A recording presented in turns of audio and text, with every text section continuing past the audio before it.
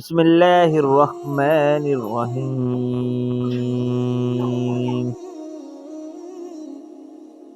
حضرت معاذ بن رضی اللہ تعالیٰ عنہ بیان کرتے ہیں، ایک روز رسول اللہ صلی اللہ علیہ وسلم ہمیں نماز فجر پڑھانے کے لیے تشریف نہ لائے۔ قریب تھا کہ ہم سورج طلوع ہونے کا مشاہدہ کر لیتے، پھر آپ بہت تیزی سے تشریف لائے، چنانچہ نماز کے لیے اقامت کہی گئی۔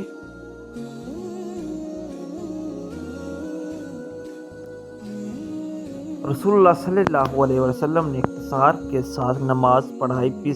پس جب آپ صلی اللہ علیہ وسلم نے سلام پھیرا تو با آواز بلند فرمایا، اپنی جگہوں پر ایسے ہی بیٹھے رہو۔ پھر آپ صلی اللہ علیہ وآلہ وسلم نے ہماری طرف متوجہ ہو کر فرمایا، میں ابھی تمہیں بتاتا ہوں کہ میں تمہیں نماز پڑھانے کے لیے کیوں نہیں آیا۔ میں رات کو بیدار ہوا، وضو کیا اور جس قدر مقدار میں تھا میں نے نماز پڑھی۔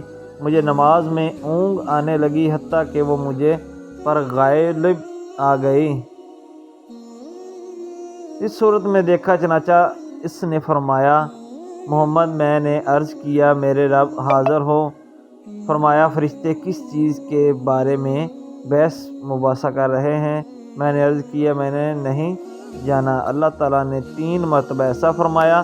آپ صلی اللہ علیہ وآلہ وسلم نے فرمایا، میں نے ایسا دیکھا کہ اس نے اپنا ہاتھ میرے کندھوں کے درمیان رکھا، حتیٰ کہ میں نے اس کی انگلیوں کے پوروں کو ٹھنڈک اپنے قلب صدر میں محفوظ کی، اور میرے سامنے ہر چیز واضح ہو گئی اور میں نے پہچان لی۔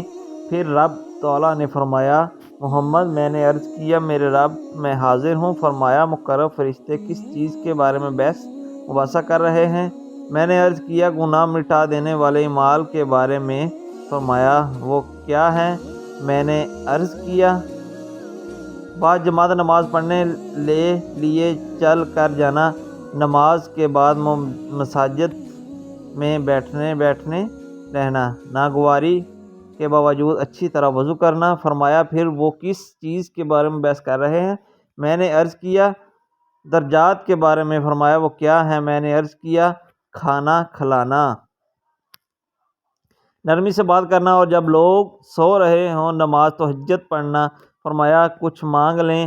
آپ صلی اللہ علیہ وسلم نے فرمایا، میں نے عرض کیا، اے اللہ، تجھے سے نیک اعمال بجا لانے، برے کام چھوڑ دینے اور مساکین سے محبت کرنے کی توفیق مانگتا ہوں، اور یہ کہ میں تو مجھے بخش دے اور مجھ پر رحم فرما، اور جب تو کسی قوم کو فتنے سے دوچار کرنا چاہے تو مجھے اس میں مبتلا کیے بغیر فوت کر دینا۔